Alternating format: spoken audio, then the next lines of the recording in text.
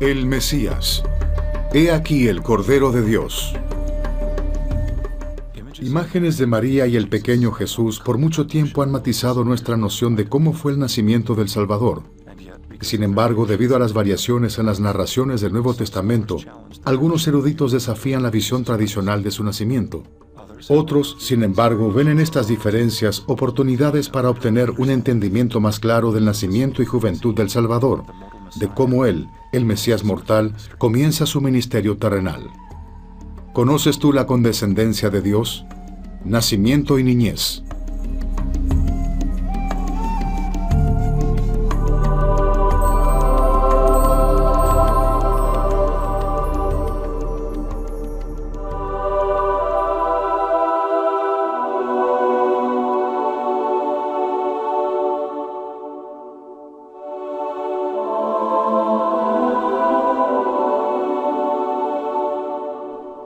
Manzana del Templo, Salt Lake City, Utah. Los cristianos hemos venerado por largo tiempo la historia del nacimiento de Cristo. La hemos amado más allá de lo imaginado. La Navidad está ahora repleta de tradiciones y leyendas. Pero encima de todo esto, permanece la buena nueva del amor de Dios y el cumplimiento de la profecía bíblica. El nacimiento milagroso de Jesús es considerado por los cristianos de todo el mundo como un hecho en el epicentro de la historia. Parte el tiempo y divide las edades, por lo que la historia del nacimiento de Jesús es tanto central como adorada. No hay una parte de la historia de la vida de Jesús que haya sido tratada tan devotamente por los creyentes o tan criticada por los estudiosos. De hecho, los críticos han estrechado las discrepancias entre los evangelios de Mateo y el de Lucas. En uno, Jesús es recibido por reyes sabios. En el otro, es alabado por pastores. En uno, el bebé está en una casa, y en el otro está en un pesebre. En un evangelio parece que se narra desde el punto de vista de José, y en el otro, desde el punto de vista de María. Así que hay diferencias, ambas en geografía y en genealogía, y aún en cronología. Pero la diferencia de detalles apunta a la fabricación entre las dos narraciones, o pueden quedar integrados convincentemente para afirmar la credibilidad fundamental del canon.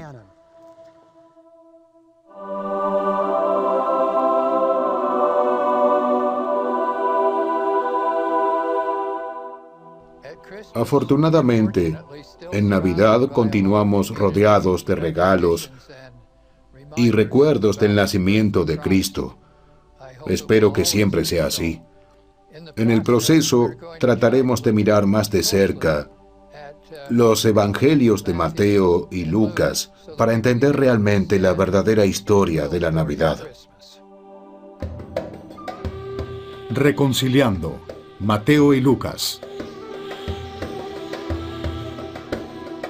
Y dará a luz un hijo y llamarás su nombre Jesús, porque él salvará a su pueblo de los pecados. Mateo 1:21. Y he aquí concebirás en tu vientre y darás a luz un hijo y llamarás su nombre Jesús. Este será el grande y será llamado Hijo del Altísimo. Lucas 1:31-32. Una de las grandes bendiciones de leer las Escrituras acerca del nacimiento de Cristo es que ellas son bastante familiares. Y es también una de las desventajas. La gente a menudo las lee sabiendo lo que va a pasar, y no siempre con el sentido de lo que realmente está allí. Las Escrituras dicen en Lucas, y aconteció que estando ellos allí, una vez más pienso que acabamos de leer esto en la hermosa prosa de la versión Reina Valera. Pero, ¿qué tanto estuvieron allí mientras allí estaban? ¿Cuánto tiempo habían estado en Belén antes de que llegara el día de dar a luz? ¿Llegaron acaso de noche? A menudo animo a mi propia familia, en nuestras lecturas, a hacer una pausa y simplemente cavilar algunas de las palabras, a detenernos realmente en los detalles que las Escrituras nos dan y a hacer algunas preguntas, a preguntarle al texto acerca de lo que sabemos y tal vez de lo que no sabemos, y a imaginar que nosotros mismos vamos a contestar. Una de las cosas que es importante entender en los evangelios es que están interconectados. No son 3 o 4 relatos separados acerca de Jesús. Y una de las cosas que podemos entender como eruditos es que es muy claro que Mateo, Marcos y Lucas se prestaron el uno del otro. Y es como armar un rompecabezas intentando descubrir quién fue la fuente y quiénes los responsables de pedir prestado. La audiencia moldea en gran medida la manera en que Mateo y Lucas presentan sus historias acerca de María, José y el niño.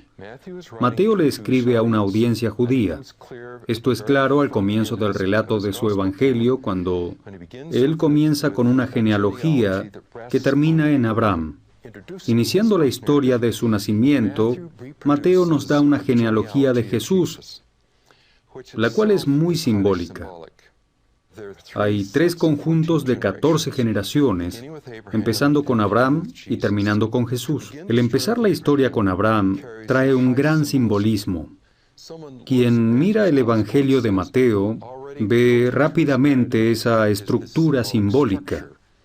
De hecho, él está tratando de responder a la pregunta de sus amigos judíos. Bien, si Jesús fue el Mesías, ¿por qué no lo reconocimos? ¿Por qué no fue obvio para nosotros? Mateo parece una antigua biografía en toda la extensión de la palabra, mientras que Lucas no lo es. Como algunos eruditos lo han sugerido, la de Lucas es una narración histórica, demarcando la historia de la salvación, y él lo hace utilizando una prosa histórica.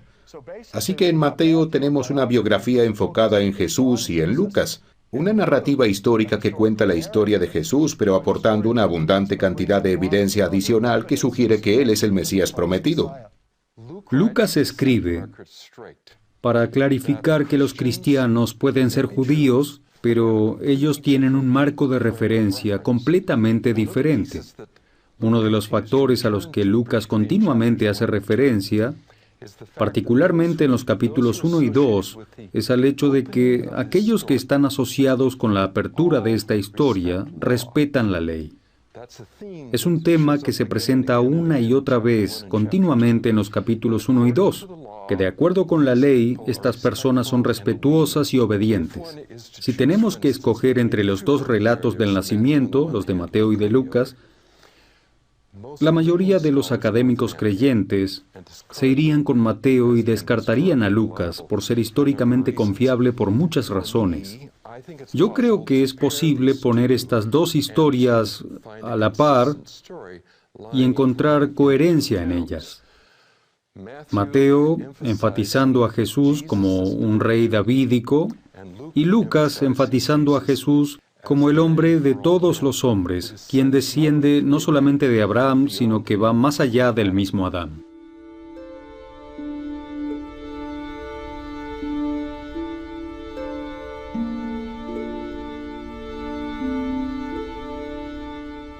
Nazaret.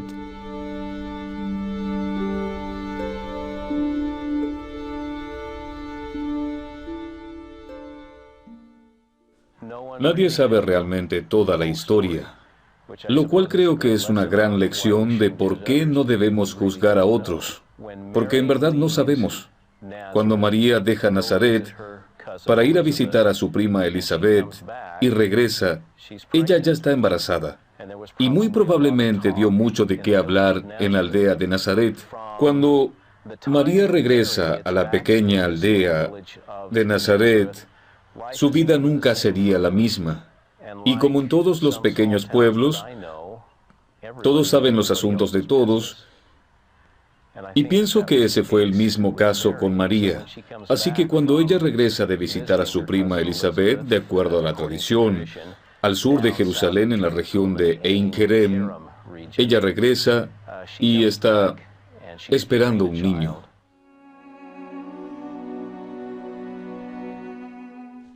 Y sucedió que miré y vi la gran ciudad de Jerusalén, y también otras ciudades. Y vi la ciudad de Nazaret, y en ella vi a una virgen, y era sumamente hermosa y blanca.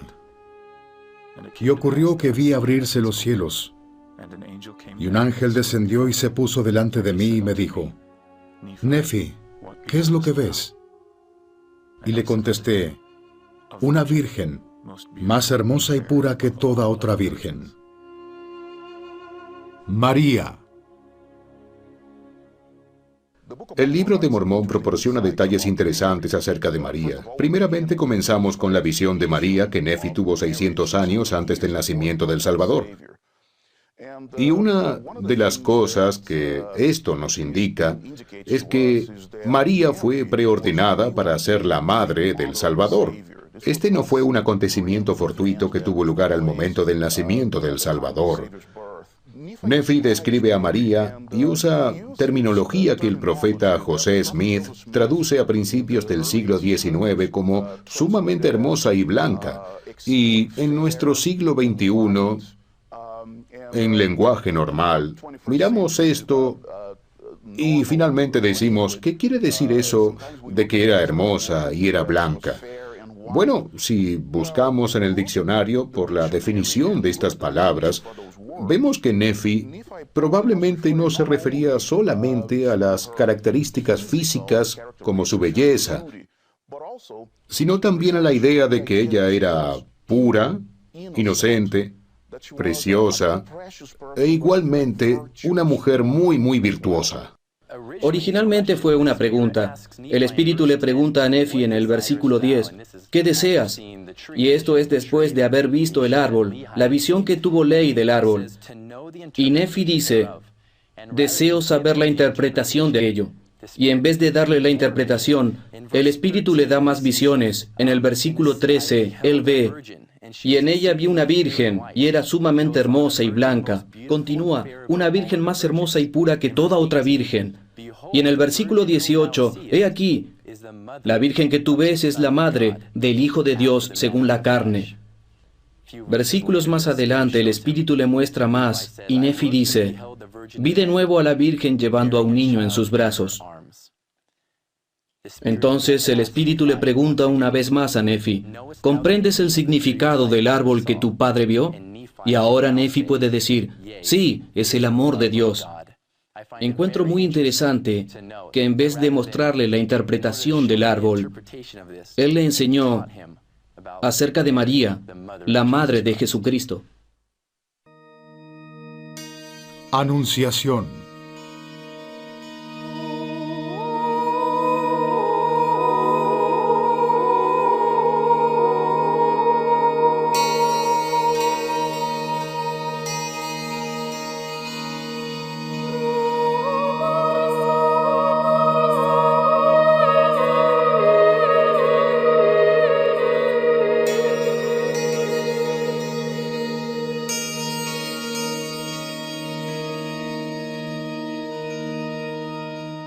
Y al sexto mes, Dios envía al ángel Gabriel a una ciudad de Galilea llamada Nazaret.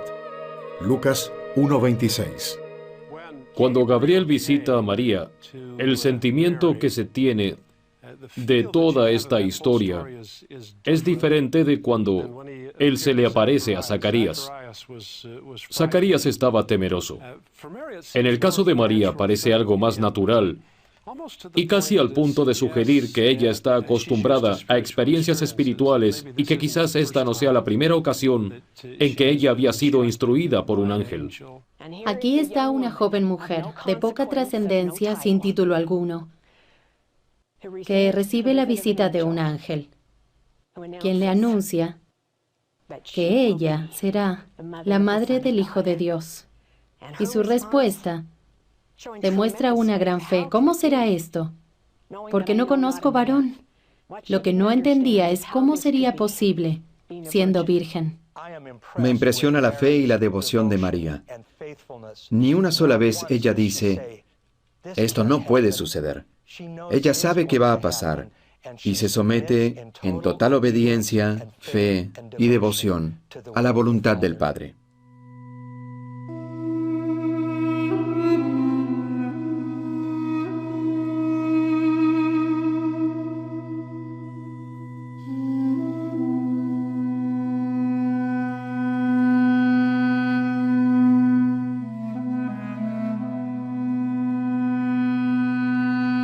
Nazaret. Muchos meses antes de que el ángel se apareciera a la joven María aquí en Nazaret, él visita en el templo de Jerusalén a un anciano sacerdote llamado Zacarías y le dice que su esposa tendrá un hijo y llamará su nombre Juan. Meses antes de que el Mesías naciera de María en Nazaret, el que iba a preparar el camino para el Mesías nace de Elizabeth, una prima de María. María y Elizabeth.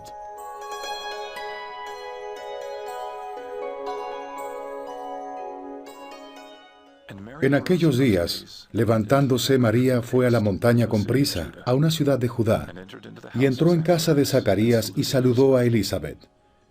Y aconteció que cuando oyó Elizabeth la salutación de María, la criatura saltó en su vientre. Y Elizabeth fue llena del Espíritu Santo, y exclamó a gran voz y dijo: Bendita tú entre todas las mujeres, y bendito el fruto de tu vientre. María, quien habría de ser la madre del Hijo de Dios, y Elizabeth, la madre de Juan, eran primas de acuerdo al Evangelio de Lucas. Ellas se debían conocer. Debieron tener oportunidades de relacionarse. Elizabeth, después de muchas décadas, finalmente tendría un hijo. Cuando la noticia se empezó a esparcir por los alrededores de las colinas, todos debieron alegrarse por Elizabeth. Este debió ser un día glorioso y memorable. El hecho de que María descubriera que ella también tendría un hijo pudo haber sido igualmente gozoso si el Espíritu le hubiera dado a entender que este glorioso nacimiento significaría para ella y para todo el mundo. María viene a visitar a Elizabeth como le pidió el ángel. Elizabeth, una mujer anciana, a una edad bien avanzada para tener hijos, se encuentra con María, esta joven, más joven de lo que creemos. María. No me lo puedo imaginar. María debió haber tenido un pequeño desasosiego. ¿Cómo es que, si ella no se lo ha contado a nadie, Elizabeth se entera de que no es la única que está embarazada? Y en lugar de reprender a María diciéndole, ¿qué es lo que has hecho? Esto no está bien, Elizabeth empieza a alabar a Dios y le dice, ¿por qué se me concede esto a mí? Que la madre de mi Señor venga a mí. ¿Cómo supo esto Elizabeth? María no se lo dice. No hay evidencia de que ningún ángel se le haya aparecido a Elizabeth. Ella muy claro nos lo dice. El Espíritu Santo le ha hablado a través de su hijo aún por nacer, Juan, un Elías, un precursor, cumpliendo ya con su trabajo, testificando que el Hijo de Dios está a punto de nacer. En ese momento memorable, usted ve la mano de Dios en esas dos mujeres. No hay un tiempo o un lugar más brillante, más glorioso en la tierra que lo que vemos pasar en ese exacto momento. María y Elizabeth tienen en sus vientres el futuro de todos nosotros.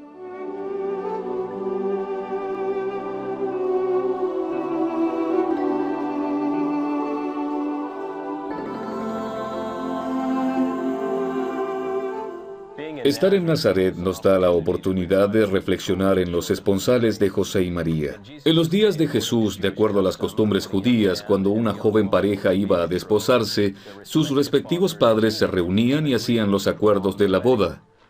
A partir de ese momento, los jóvenes estaban oficialmente comprometidos. Generalmente, ese acuerdo duraba 1 año.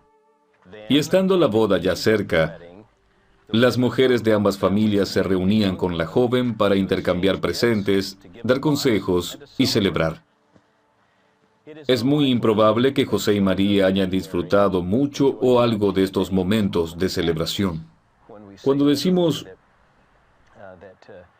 que José y María probablemente no disfrutaron de momentos de felicidad desde el momento de su matrimonio formal, después de sus esponsales, hasta la llegada de su hijo primogénito, Creo que lo decimos literalmente, que no hay mucha felicidad en términos de las condiciones sociales, en términos de las costumbres normales de aquellos días, pero probablemente hubo mucha felicidad en las cortes de lo alto.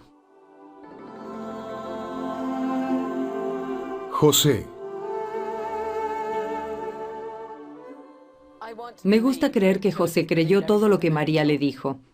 Sin embargo, él es un carpintero, un hombre práctico, y obviamente pensó por largo tiempo lo que debía hacer. Ellos estaban desposados, que es lo mismo que estar casados. Seguramente pensó en un divorcio para mantener todo en privado. Privado en este caso significa íntimo, no era un divorcio público, pero era algo en lo que él pensó para salvarla de la pena de muerte. Ahora el Señor interviene a través del ángel para fortalecer a José. Él sabe qué camino seguir y que será protegido, pero por encima de todo, que María será protegida. Me gusta el relato de Mateo, como en el versículo 19 él llama a José un hombre justo, porque él no estaba dispuesto a hacer de ella un oprobio público. Fue consciente de dejarla en privado. Y es interesante el ver que tan solo el pensamiento de dejarla le causaba pena. Y pensando él en esto, he aquí que un ángel del Señor se le apareció en sueños y le explicó exactamente quién sería este niño y cuál sería su papel y el de María. Y a causa de esta experiencia, él cambió completamente y después de la visita del ángel, él se vuelve 100% cumplidor de los mandamientos del Señor y leal a la que sería su novia. Viaje a Belén.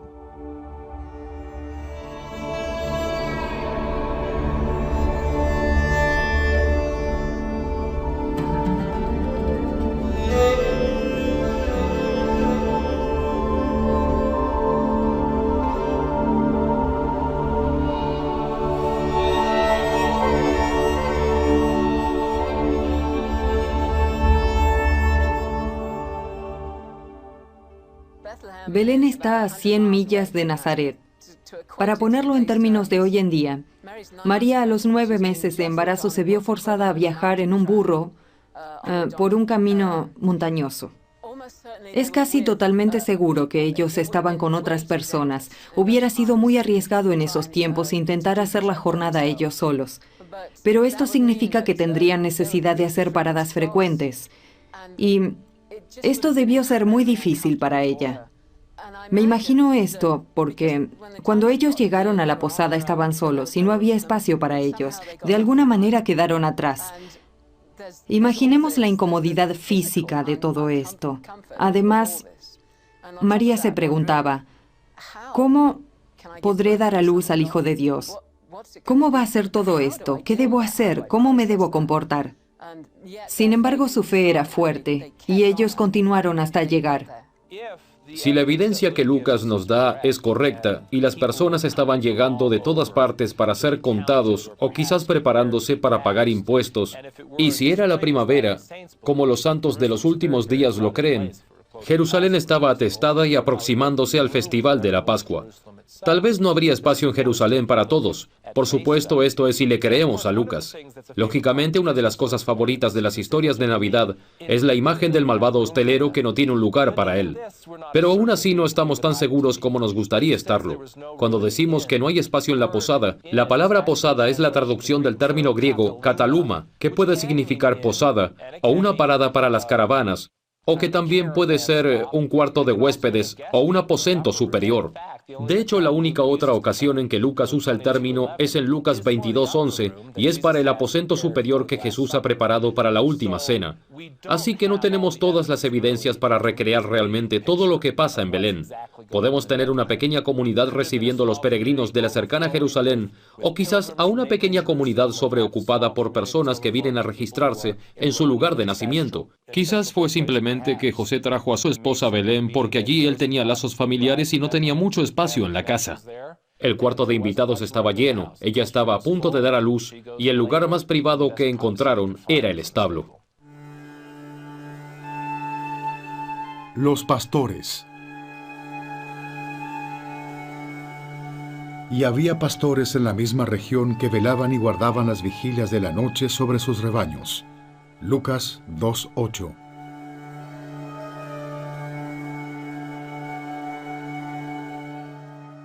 Lucas nos dice que los pastores estaban en el campo pastando los rebaños. Eso nos hace asumir que era primavera. Esta escena es típica de primavera, porque ellos estaban apacentando las ovejas y hay alguna preocupación y atención adicional. Se ha contemplado la posibilidad de que estuvieran cuidando los rebaños del templo. Y por supuesto, siendo para el sacrificio, estos deberían estar sin imperfecciones, así que habría un cuidado adicional en el proceso del pastoreo para estar seguros de que ninguno sufriría daño, que iban a estar protegidos. E igualmente, desde el punto de vista económico, este es el tiempo en que las ovejas son más vulnerables. Así que aparentemente no tenemos los jóvenes tradicionales que cuidan los rebaños, sino quizás hombres veteranos, maduros, experimentados, porque es un asunto económico, un asunto de religión. Y parece que en este momento ellos están en el campo, cuando de repente el anuncio del tan esperado nacimiento del Mesías finalmente llegó. Y los pastores, por supuesto, se regocijan. A menudo pienso que si de hecho ellos eran pastores del templo, ¿cuánta riqueza simbólica tiene esta historia? Ellos están cuidando los corderos recién nacidos, que serán utilizados en los sacrificios más importantes y extraordinarios del templo, el cordero perfecto. Y en ese mismo momento estaba naciendo el Cordero de Dios. Cuando los ángeles se le aparecen a los pastores, esto debió ser claro, inusitado aún para ellos. Al comienzo, los dos están asustados y aterrorizados. Es entonces cuando se dan cuenta del mensaje. Es algo que no les va a hacer ningún daño. Pero lo importante para mí es que ellos van deprisa. Estos pastores son creyentes y ellos están emocionados y ansiosos de ir. Y ellos van en dirección a Belén y empiezan a buscar a través de la ciudad, tratando de encontrar al Mesías. Algo así como cada uno de nosotros cuando sabemos del Hijo de Dios. Entonces debemos buscarlo y venir a Él y encontrarlo. Yo confío en el reporte de Mateo y Lucas. Mateo seguramente de primera mano, Lucas tal vez de segunda o tercera mano, pero basado en los relatos de testigos. Y pienso que es el relato de los testigos lo que resalta por encima de todo y me dice, sí, aquí hay un acontecimiento real.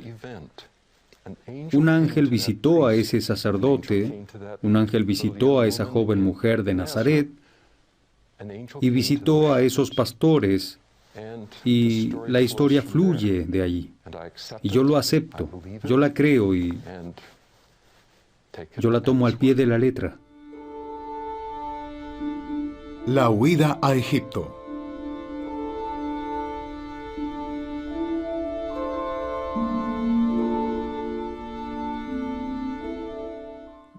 He aquí un ángel del Señor se le apareció en sueños a José diciendo, levántate y toma al niño y a su madre y huye a Egipto, y quédate allí hasta que yo te lo diga, porque acontecerá que Herodes buscará al niño para matarlo. Y él despertando tomó de noche al niño y a su madre y se fue a Egipto. Herodes entonces, cuando se vio burlado por los magos, se enojó mucho y mandó matar a todos los niños menores de 2 años que había en Belén y todos sus alrededores.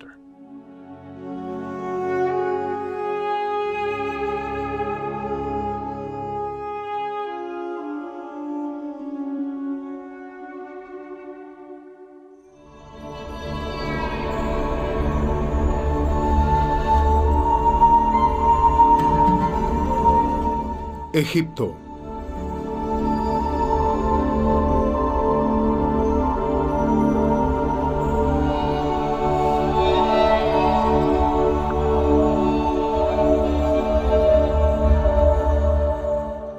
Egipto es diferente de cualquier país del mundo. Sabemos que Herodes el Grande escuchó el nacimiento mágico de un recién nacido que sería rey de los judíos. Entonces Herodes, lógicamente, estaba temeroso de su reino. Si alguien más iba a ser líder de los judíos, esto amenazaría su reino. Entonces ordenó una búsqueda abarcando todo Belén para encontrar a este niño que había nacido. Y eso es exactamente lo que pasa. Entonces José el carpintero y María Tienen que partir de Belén. Y el único lugar seguro para ellos es Egipto, un lugar seguro donde pueden escapar de este rey. Ellos se quedan en Egipto 3 años y medio. Y creo que por su temor a Herodes y su gente, ellos nunca se quedan en un lugar por mucho tiempo. Y es por esto que ellos van de un lugar a otro. Y esos son lugares santos para los cristianos hasta el día de hoy. Y es por esto que muchas iglesias se levantaron en los mismos lugares donde la Sagrada Familia vivió. Si usted visita lugares como estos, musulmanes y cristianos repiten los mismos milagros que Jesús realizó durante su visita a Egipto. Todo esto es una evidencia importante de la presencia de la Sagrada Familia en Egipto.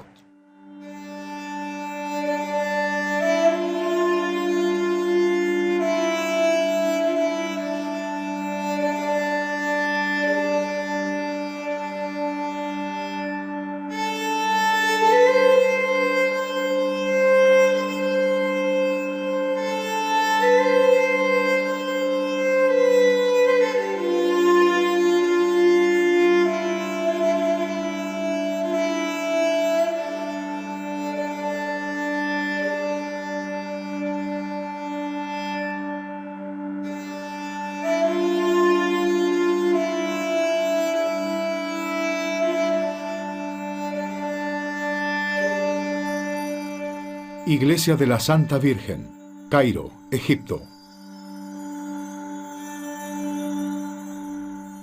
James E. Talmage sugiere que la presencia de José y María en Belén con su hijo podría crear interrogantes. Y ya sabemos que Herodes tenía sus antenas puestas. Y además, hay gente que sospecha de este infante. Además, ya había dado de qué hablar. Pasó el incidente del templo con Zacarías, cuando la gente notó que él había estado adentro más de lo acostumbrado, y después sale pero no puede oír ni hablar. Y además hay rumores en Belén donde hay pastores que vieron una manifestación angelical. Luego, en la ocasión en que hicieron la ofrenda de sacrificio por su nacimiento, ambos, Simeón y Ana, sufren experiencias interesantes cuando se encuentran y hablan en el templo con José y María cuando ellos traían el niño. De manera que ya hay un rumor en la sociedad de que algo está pasando con este niño. Y eso, de hecho, permite que fuerzas se alineen en contra de Jesús. Ellas son parte de este mundo, pero hay otras fuerzas extrañas que se alinean contra él, fuerzas que forman parte del mundo invisible. Y de algún modo, estos dos mundos empiezan a golpear a José y a María. Ellos aún no saben todo lo que está pasando, pero más adelante en los Evangelios se aclarará todo lo que está sucediendo.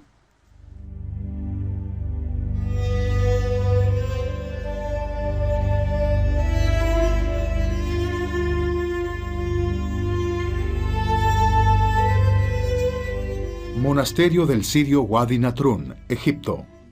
Estamos aquí en el monasterio sirio, ubicado en el desierto occidental de Egipto, que está dedicado parcialmente a la visita de María, José y Jesús, quienes se dice atravesaron esta área durante su huida del rey Herodes.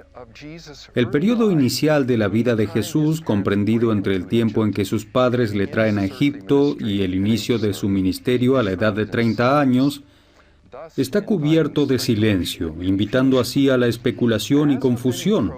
Al igual que con cualquier investigación en la vida de Jesús, uno puede encontrar respuestas en los textos de los evangelios y en trabajos de autores contemporáneos, tanto cristianos como judíos, tales como Filo y Josefo.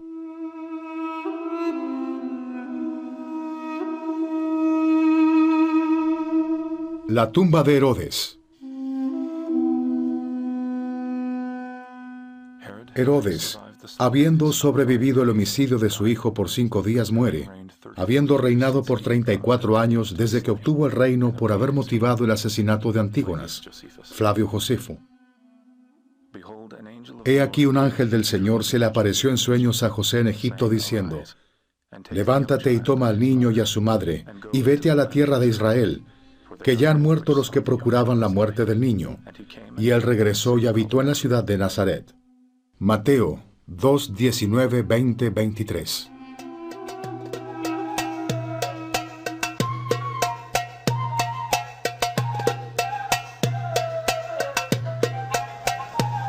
Nazaret. La ciudad de Nazaret, un lugar vinculado al nombre de Jesús, es el lugar donde creció desde la infancia hasta la madurez. En el tiempo de Jesús, Nazaret era una villa tan insignificante que ni se menciona en la mayoría de los registros de la época. Algunos académicos estiman que menos de 500 habitantes vivían allí. Lucas nos cuenta que en Nazaret, una joven mujer llamada María recibe la visita del ángel Gabriel, que le dice: concebirás en tu vientre y darás a luz a un hijo, y llamarás su nombre Jesús. Mateo registra que después de que la familia huye a Egipto con el niño, María y José regresan a Palestina y se ubican en la villa de su juventud. Aquí, desconocido en las calles de Nazaret, camina el Dios de Abraham. Infancia. Muchas personas se han preguntado por qué no se habla de la infancia de Cristo en las Escrituras. Apenas tenemos ese versículo, pero muchos han tratado de llenar los vacíos de este tiempo. Algunas partes de la literatura apócrifa hablan acerca de su infancia y lo que hizo cuando crecía. Por alguna razón el Señor ha decidido que esto es algo que no necesitamos saber. La tendencia natural de los seres humanos es llenar estos vacíos, y hay al menos antiguamente muchos evangelios de Jesucristo que vinieron con toda clase de historias extraordinarias, donde Él trabajó la madera en el taller de su Padre, que Él hacía que los animales hicieran lo que Él quería, y que hizo toda clase de maravillosos milagros. Todo esto, por supuesto, es pura ficción. Los escritores de los evangelios no escribieron mucho acerca de esto porque realmente no era tan importante. Festividades, templo, sinagoga, hogar, eran componentes muy importantes de la crianza de un niño judío. Se le enseñó el estudio de las Escrituras. Recibiendo esta enseñanza en casa, en la sinagoga o en el templo, este era un aspecto muy importante de su vida.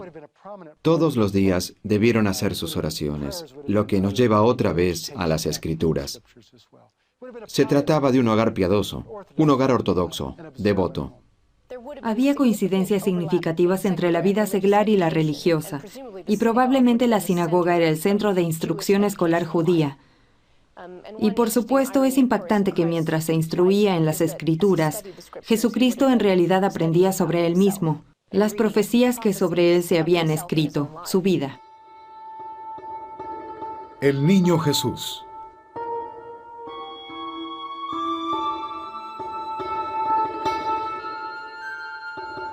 El jardín Orson Hyde, Jerusalén.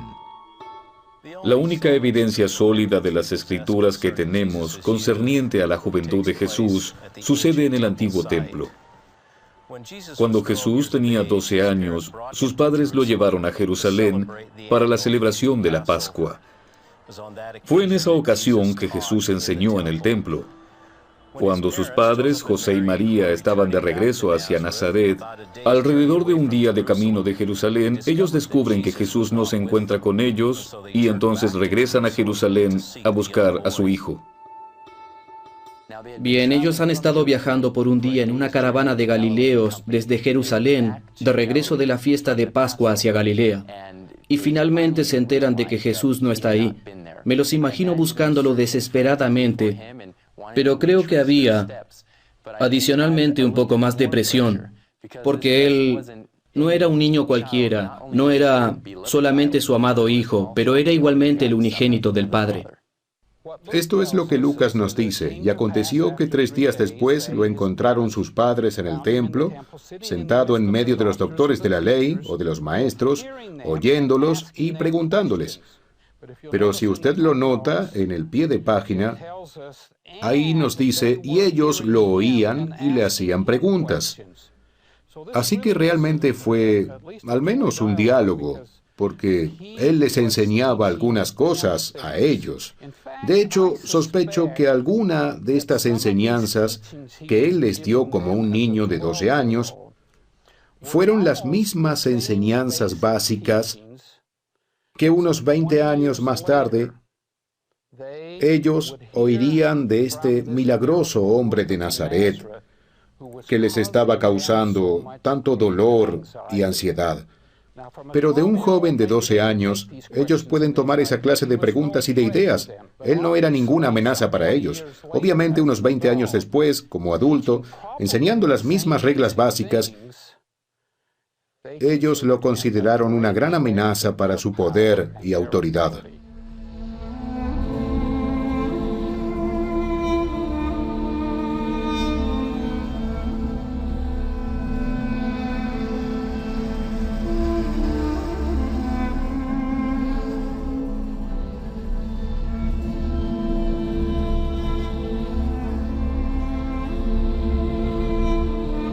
Y todos los que le oían se asombraban. Lucas 2:47. Cuando María y José entraron al templo, ellos le reprobaron firmemente cuando María dice, ¿por qué nos has hecho esto?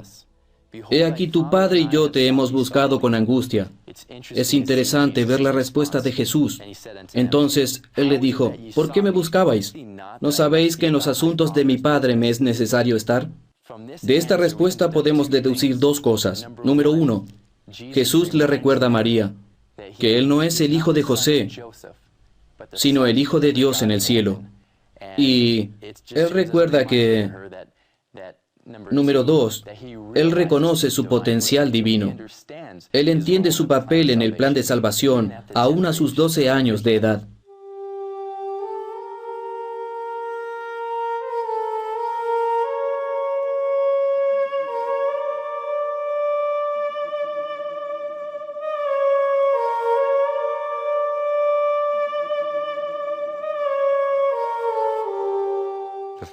Yo creo que el hecho de que Él nace hace un énfasis real en la naturaleza de su experiencia entre nosotros.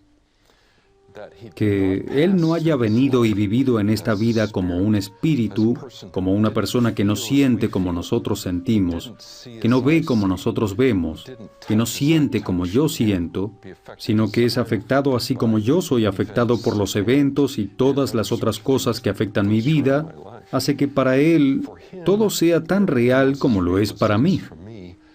Así que Él me entiende. Campo de pastores, cerca de Belén.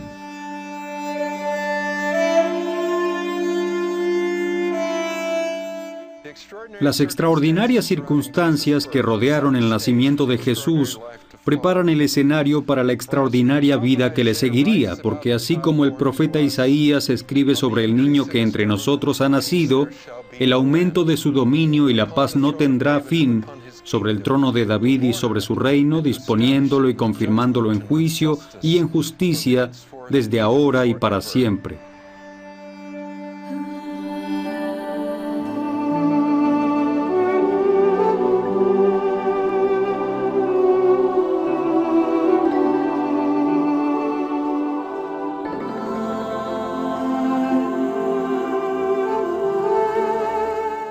La noticia del nacimiento de Jesús de Nazaret, en las más humildes circunstancias, ha resonado a través de los siglos con reyes y labriegos. Diversas culturas alrededor del mundo miran esta historia y se ven ellos mismos. Y aun cuando poco se sabe acerca de su infancia ni de su juventud, el relato del niño Jesús enseñando a los maestros del templo apunta el curso del camino que el Salvador tomaría para establecer su reino en esta tierra. El Mesías. He aquí el Cordero de Dios.